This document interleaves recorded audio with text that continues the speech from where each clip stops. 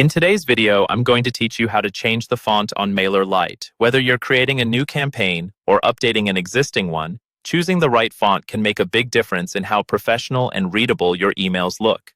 So in this walkthrough, I'll show you exactly where to find the font settings and how to adjust them for your entire email in just a few clicks. First, open the drag and drop editor for the campaign you want to work on. This is the main design area in Mailerlite, where you build your email by adding and arranging content blocks. If you're already inside a campaign, just go to the editor view where you can see your email layout on the left and the settings panel on the right. Before we change anything, make sure that no specific content block is selected.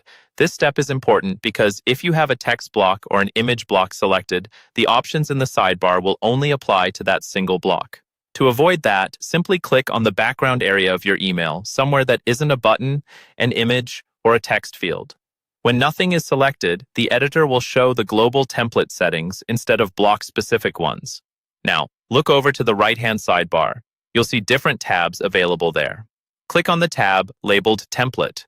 This is where Mailerlite groups all the overall design settings that affect your email as a whole, such as colors, spacing, and fonts. Inside the Template tab, find the section called Content Style and click to expand it.